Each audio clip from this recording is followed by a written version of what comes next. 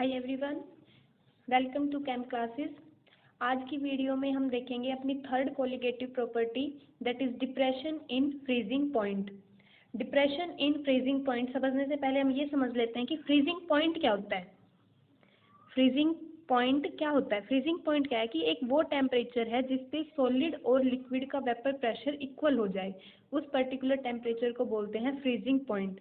Freezing point क्या है? The temperature at which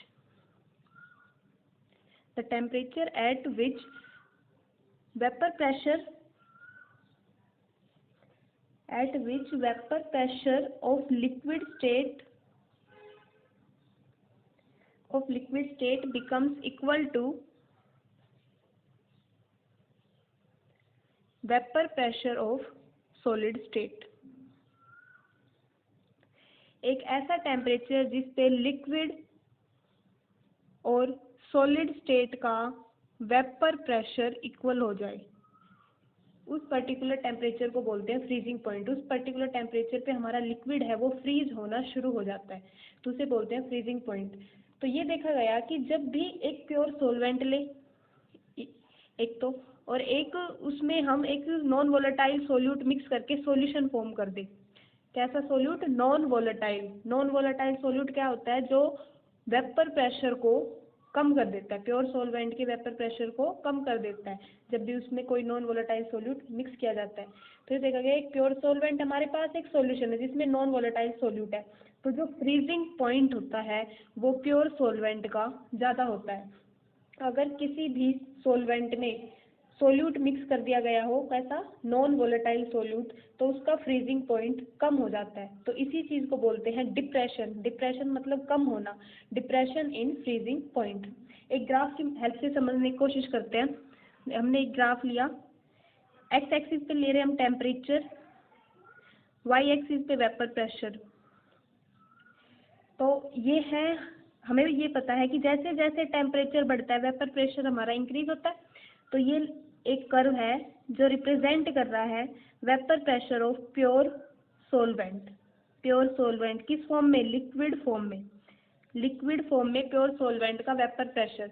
और हमें पता है जब भी कोई नॉन वोलेटाइल सोल्यूट ऐड कर देते हैं, सॉल्यूशन का वेपर प्रेशर क्या हो जाता है? कम हो जाता है। जो हमने पढ़ा है लोवरिंग इन वेपर प्रेशर में, कि जब भी किसी सॉल्वेंट में नॉन वोलेटाइल सोल्यूट मिक्स कर दिया जाता है तो उसका जो वेपर प्रेशर है वो कम हो जाता है, यानी इसका जो कर्व होगा सॉल्यूशन का वो नीचे लाई करेगा प्योर सॉल्वेंट से। ये हो गया हमारा सॉल्यूशन का वेपर प्रेशर, यानी जैसे जैसे टेम्परेचर बढ़ रहा है वैसे वैसे वेपर प्रेशर बढ़ रहा है। और प्योर सॉल्वेंट का जो कर्व है वो सॉल्यूशन के कर्व से ऊपर है, यानी किसी एक पर्टिकुलर टेम्परेचर पे देखें तो सॉल्यूशन का वेपर प्रेशर प्योर सॉल्वेंट के वेपर प्रेशर से कम होता है।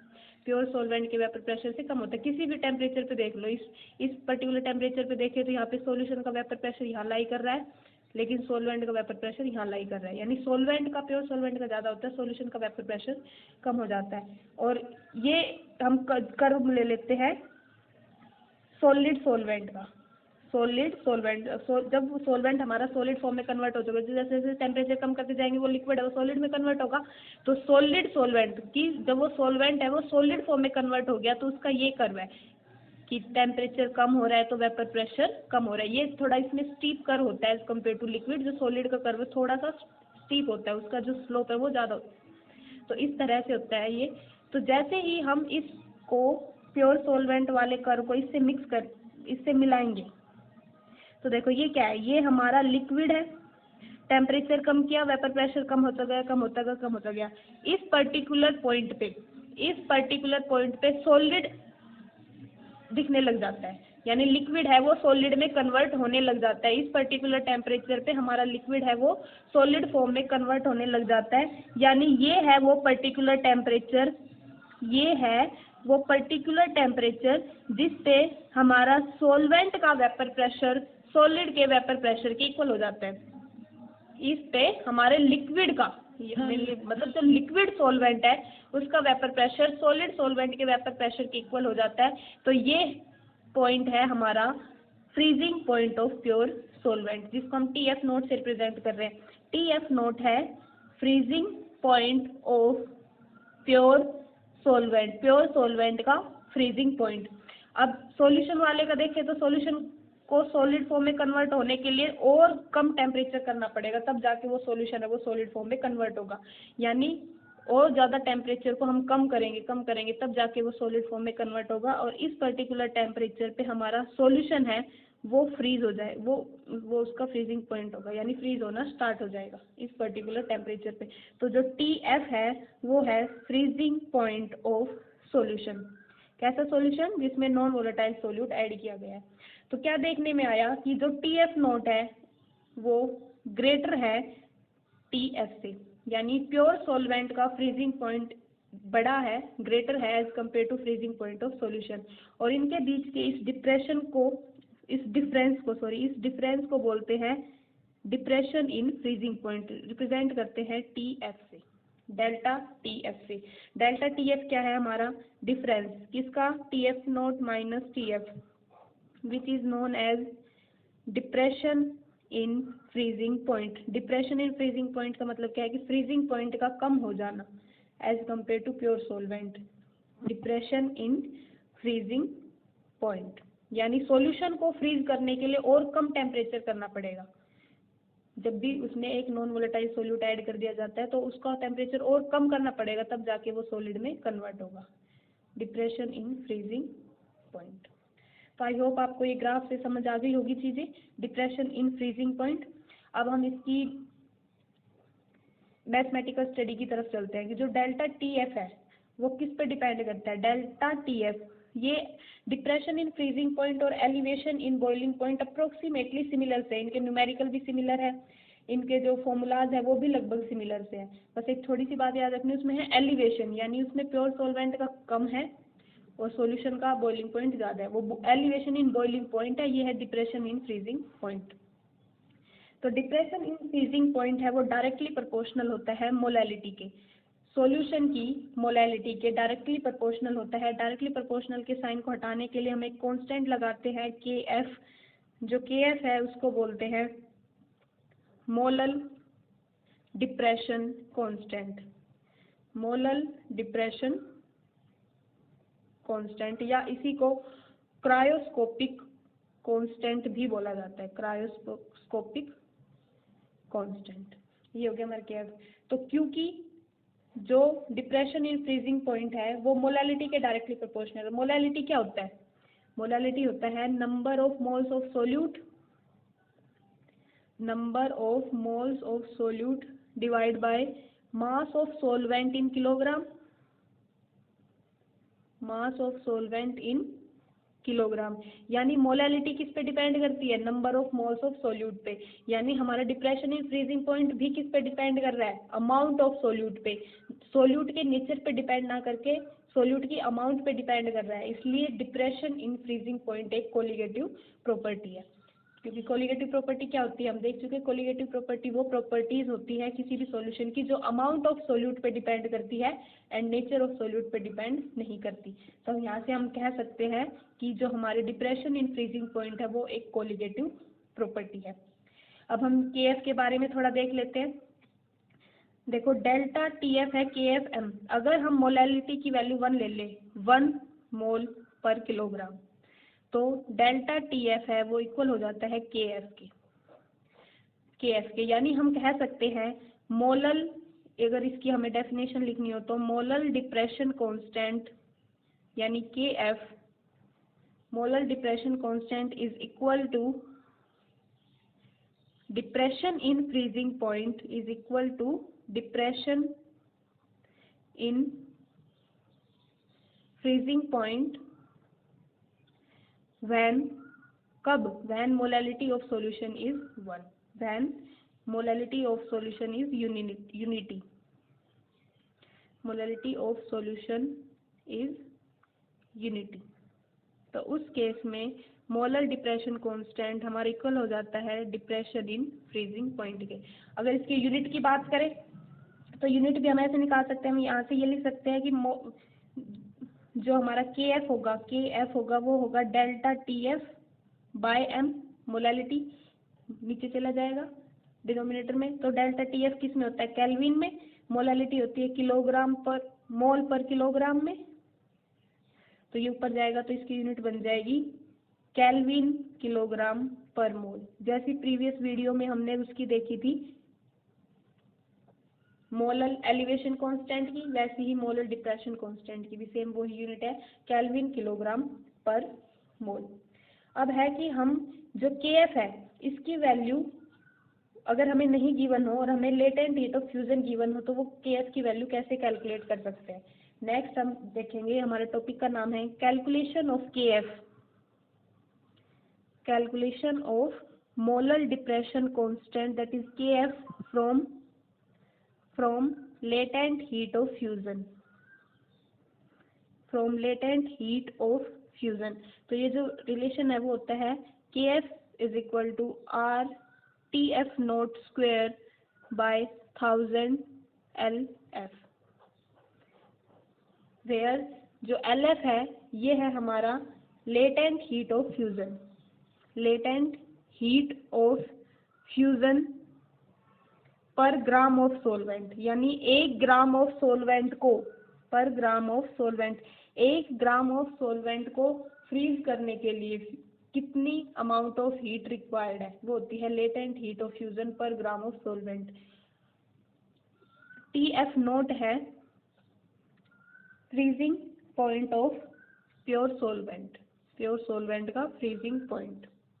R हमारा गैस कांस्टेंट है जिसकी वैल्यू होती है, R गैस कांस्टेंट है, इसकी वैल्यू होती है 8.314 जूल पर केल्विन पर मोल, या फिर 2 कैलोरी पर डिग्री पर मोल। अगर कैलोरी में हमारी latent heat of fusion given है तो कैलोरी में R की वैल्यू ले लेते हैं, जूल में गिवन है तो जूल में ले लेते हैं। तो ये हो गया हमारा मोलर डिप्रेशन कांस्टेंट की वैल्यू। और अगर ये गिवन ना होके लेटेंट हीट ऑफ फ्यूजन पर ग्राम ऑफ सोलवेंट नहीं गिवन है, हमें गिवन है लेटेंट हीट ऑफ फ्यूजन पर मोल ऑफ सोलवेंट, तो उसको रिप्रेजेंट करते हैं डेल्टा H फ्यूजन, यानी latent heat of solvent, latent heat of fusion, sorry latent heat of fusion पर मोल ऑफ सोलवेंट, 1 मोल की, 1 मोल ऑफ सोलवेंट को फ्रीज करने के लिए कितनी अमाउंट ऑफ हीट रिक्वायर्ड है, तो उसको कहेंगे लेटेंट हीट ऑफ फ्यूजन पर मोल ऑफ सोलवेंट। और इसका क्या रिलेशन है, ये है कि जो LF है, यहाँ पे लिख लेते हैं, लेटेंट हीट ऑफ फ्यूजन है वो इक्वल होता है delta H fusion bye molecular mass of solvent. M1 है molar calorie molecular mass of solvent. तो हम ये भी अगर इसमें पुट करें तो KF की वैल्यू आ जाएगी R TF नॉट स्क्वायर, ये M1 ऊपर गया, बाय 1000 डेल्टा H of fusion, enthalpy of fusion भी बोलते हैं इसी चीज को, एंथैल्पी ऑफ फ्यूजन। तो हम एंथैल्पी ऑफ फ्यूजन हमें गिवन है तो हम मोलर डिप्रेशन कांस्टेंट की वैल्यू फाइंड आउट कर सकते हैं। और एक बात और याद रखना जो इम्पोर्टेंट, जो KF है ये डिपेंड करता है सिर्फ सोलवेंट पे, सोल्यूट पे डिपेंड नहीं करता, इसका सोल्यूट से कोई लेना देना नहीं है, ये सिर्फ सोलवेंट पे डिपेंड करता है। अगर सोलवेंट डिफरेंट होगा तो हमारी KF की वैल्यू डिफरेंट होगी। वाटर है, वाटर के लिए अलग है, बेंजीन अगर सोलवेंट है तो बेंजीन के लिए अलग है, तो हर सोलवेंट के लिए KF की वैल्यू अलग अलग होती है। नेक्स्ट हम देखेंगे calculation of molecular mass of solute की। अगर हमें डेल्टा TF की वैल्यू गिवन है, यानी depression in freezing point given है, तो उससे सोल्यूट का मोलिकुलर मास कैसे निकाल सकते हैं, calculation of molecular mass of solute. Same वैसे ही है जैसे हमने एलिवेशन इन बॉइलिंग पॉइंट में किया। हम लेट कर लेते हैं, let W2 gram of solute, W2 gram of solute जिसका मोलिकुलर मास है, मोलिकुलर मास सोल्यूट का molecular mass M2 is dissolved in W1 gram of solvent, W1 gram of solvent में ये मिक्स किया गया है। तो यहाँ से हम अगर मोलैलिटी निकालें तो कैसे निकालेंगे, मोलैलिटी क्या होता है, number of moles of solute, तो हमें number of moles of solute निकालने पड़ेंगे और mass of solvent in KG, mass of solvent in kilogram. तो number of moles of solute निकालेंगे तो number of moles of solute, तो वो क्या हो जाएगा, given mass by molecular mass, और mass of solvent in KG, mass of solvent in KG, KG में करने के लिए देखो W1 ग्राम है, W1 ग्राम है, तो केजी में कन्वर्ट करने के लिए इसको 1000 से डिवाइड कर देंगे, तो ये हो गया किलोग्राम में मास ऑफ सॉल्वेंट। तो यहाँ से हमारी मोलैलिटी आ जाएगी, number of moles of solute, यानी W2/M2 डिवाइड बाय W1/1000। अच्छे से लिखेंगे तो W2/M2 और इसका हो जाएगा रेसिप्रोकल बाय W1। ये मोलैलिटी आ गई हमारी। अब हमारे पास इक्वेशन है delta TF is equal to KF into M molality, यानी delta TF is equal to KF, molality की वैल्यू रखे तो W2 multiply by 1000 divide by M2 into W1। हमें निकालना क्या है, मोलिकुलर मास ऑफ सोल्यूट यानी M2, तो M2 को इधर ले जाए, TF क्या आ जाएगा नीचे, तो ये इक्वेशन इस तरह से हो जाएगी, divide by delta TF into W1।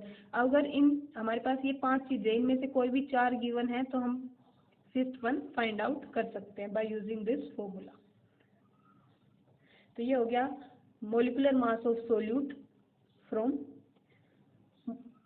Depression in freezing point.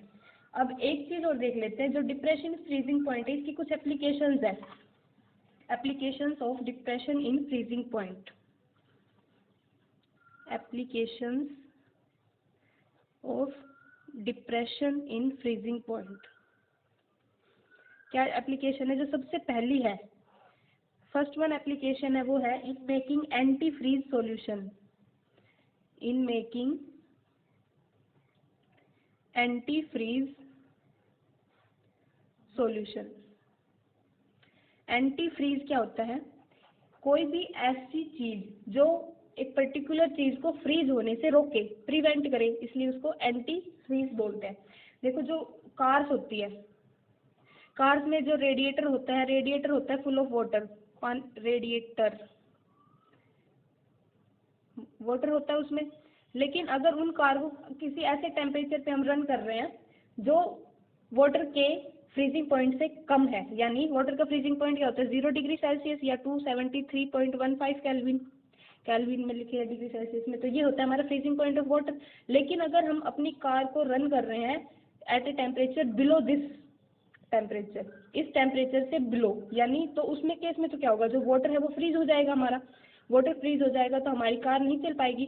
तो उस केस में क्या करते हैं, हम वाटर में एक सोल्यूट मिक्स कर देते हैं, सोल्यूट मिक्स कर देते हैं, एक सूटेबल सोल्यूट मिक्स कर देते हैं, जिससे क्या है कि उसका जो फ्रीजिंग पॉइंट है वो डिक्रीज हो जाता है, यानी अगर टेम्परेचर कम भी हो तो भी वो फ्रीज नहीं होगा।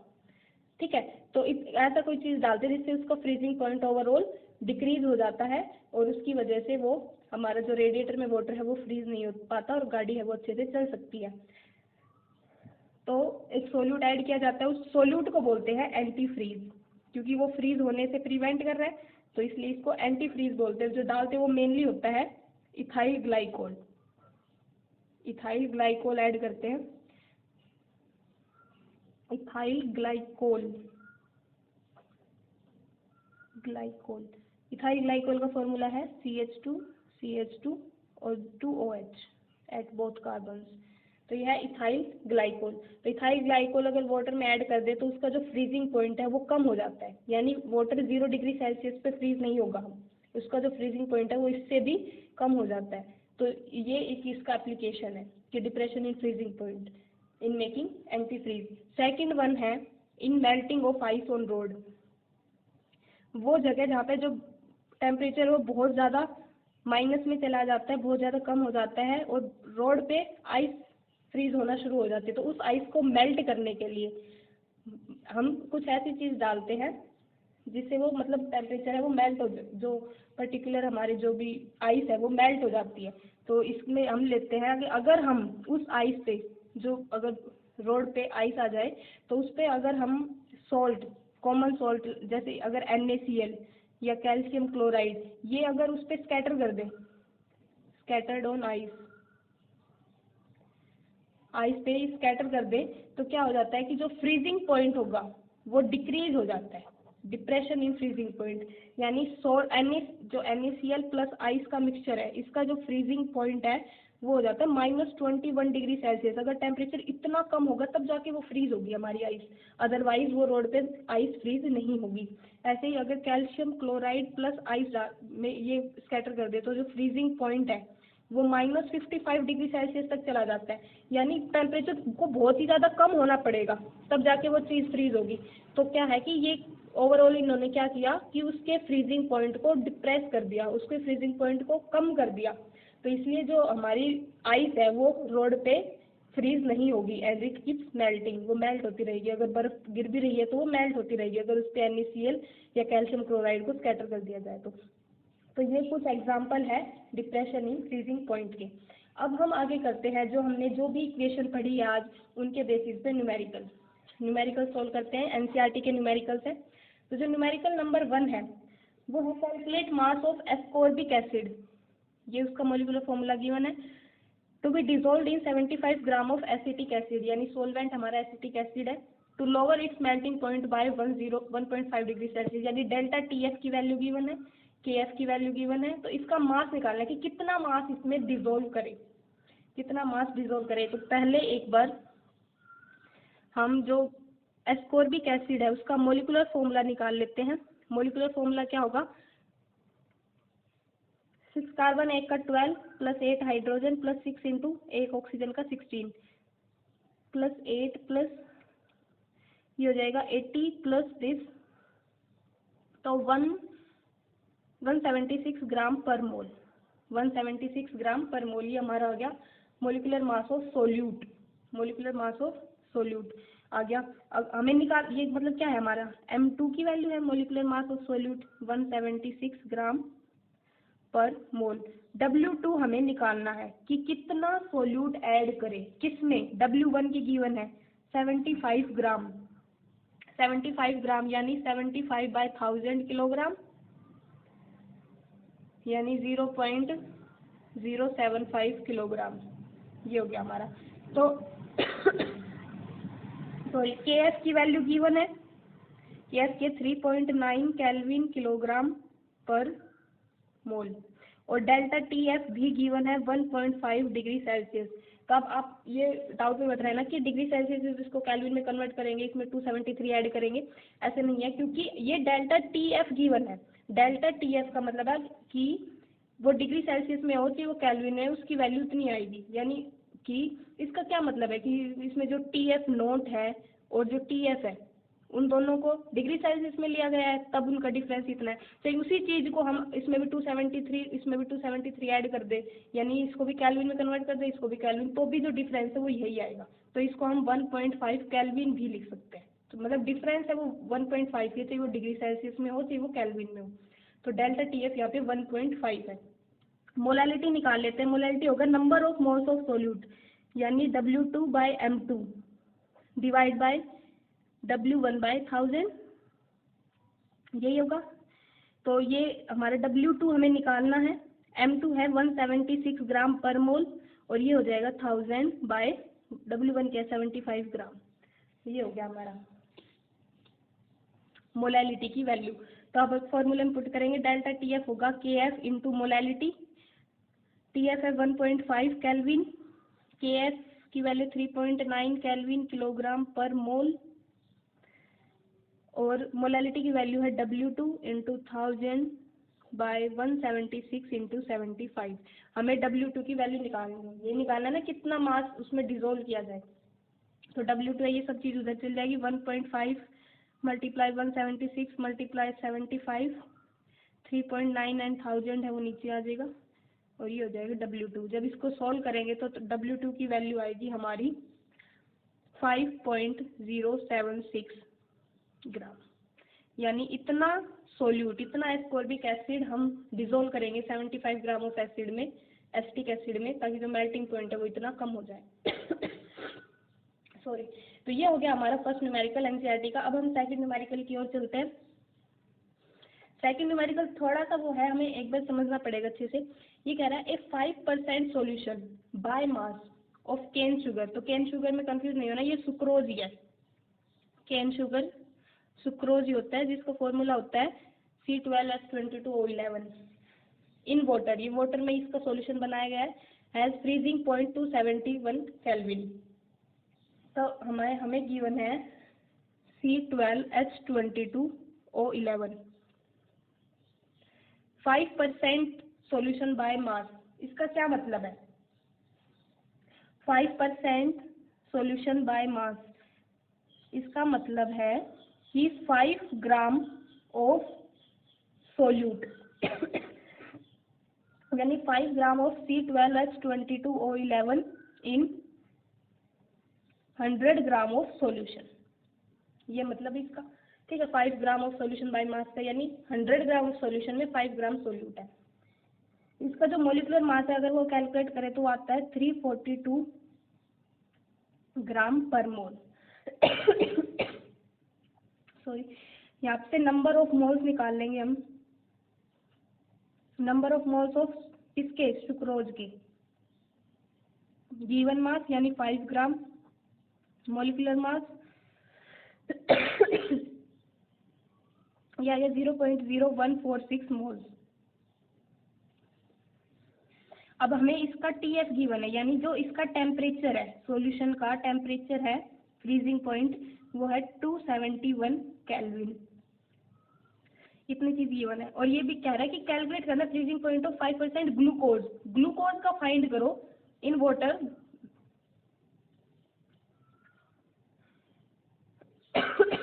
In water. यहाँ पे इफ आएगा, if freezing point of pure water is this. Freezing point of pure water given है 273.15 केल्विन। ये चीज गिवन है। तो सुक्रोज की तो सारी चीजें गिवन है, हमें निकालनी है ग्लूकोज की। तो ये क्यों गिवन है? ताकि यहाँ से हम KF की वैल्यू फाइंड आउट कर सके। क्योंकि हमें KF की वैल्यू गिवन नहीं है, तो हम ये वैल्यू पहले सुक्रोज वाले डाटा से KF की वैल्यू फाइंड करेंगे, फिर ग्लूकोज वाले डाटा में पुट करके जो भी वैल्यू हमें निकालनी है वो निकालेंगे। यहाँ से डेल्टा TF आ जाएगा, TF नॉट माइनस TF, यानी 273.15 माइनस 271, सोल्व करेंगे तो 2.15 केल्विन। ये डेल्टा TF आ गई। मास ऑफ सोलवेंट, अब देखो हमें मोलैलिटी निकालनी है। Number of moles of solute तो हमारे पास है, हमें पास मास ऑफ सोलवेंट नहीं है, वो भी किलोग्राम में। तो मास of solvent, mass of solvent क्या होगा? Mass of solution minus mass of solute. Solution है 100 ग्राम, सोल्यूट है 5 ग्राम, तो ये हो गया 95 ग्राम, यानी 0.095 किलोग्राम। मोलैलिटी यहाँ से आ गई। Number of moles of solute यानी 0.0146, मास ऑफ सोलवेंट, सोल्व करेंगे तो आंसर आएगा 0.154 मोल पर किलोग्राम। मोलैलिटी आ गई, तो यहाँ से हम KF निकाल देंगे। KF हो जाएगा delta TF by molality, 2.15 by 0.154। Solve करेंगे आंसर आएगा 13.97 केल्विन किलोग्राम पर मोल। KF की वैल्यू आ गई। तो KF की वैल्यू आ गई, अब हम ग्लूकोज वाले डाटा में पुट करके निकाल लेंगे। तो ग्लूकोज वाले डाटा में क्या गिवन है? यही गिवन है कि 5 ग्राम है। निकालना क्या है? फ्रीजिंग पॉइंट, सॉल्यूशन का फ्रीजिंग पॉइंट, यानी इसकी TF वैल्यू निकालनी है। Sorry, C6H12O6। इसका मोलर मास जो होता है वो होता है 180 ग्राम पर मोल। ग्लूकोज का मोलर मास होता है 180 ग्राम पर मोल। और ये क्या गिवन है? 5%, यानी 5 ग्राम इन 100 ग्राम सॉल्यूशन। तो इसका नंबर ऑफ मोल्स आ जाएगी ग्लूकोज के, number of moles of glucose 5 by molar mass, given mass by molar mass. Solve करेंगे आंसर आएगा 0.028 moles. Number of moles of glucose आ गए। Mass of solvent, mass of solvent, mass of solvent इसमें भी क्या होगा? ऐसे ही 1000 माइनस 5, क्योंकि ये सॉल्यूशन का मास है, ये सोलवेंट का सोल्यूट का है, तो सोलवेंट का आ जाएगा सॉल्यूशन माइनस सोल्यूट, 95 ग्राम यानी 0.095 kilogram.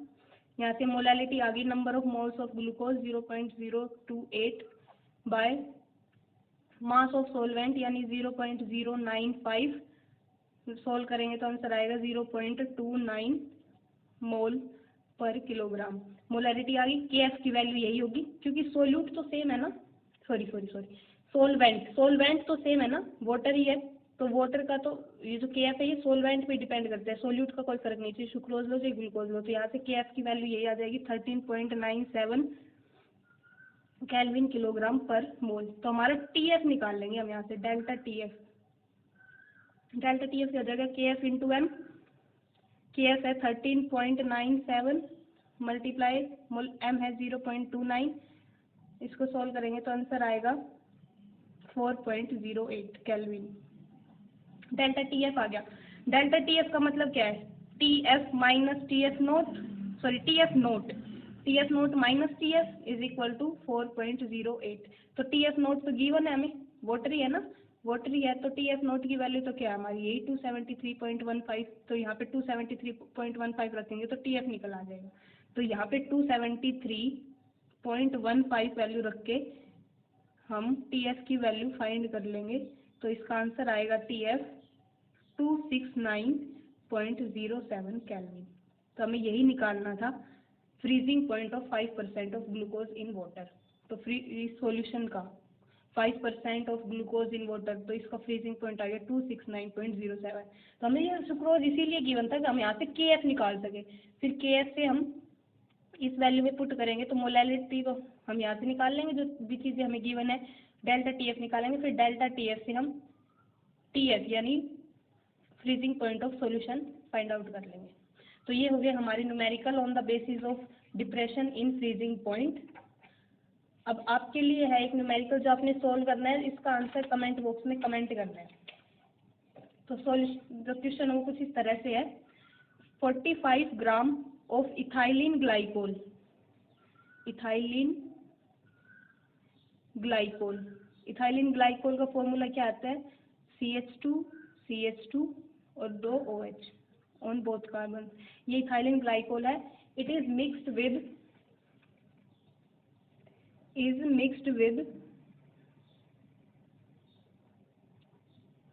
600 gram of water. Calculate करना है, सबसे पहले डिप्रेशन इन फ्रीजिंग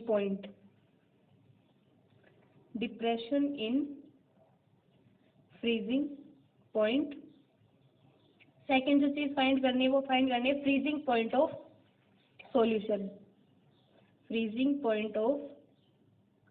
सॉल्यूशन, ये आ जाएगा तब तो ये तो आ ही जाएगा, एक बार ये आने के बाद ये तो आ ही जाएगा।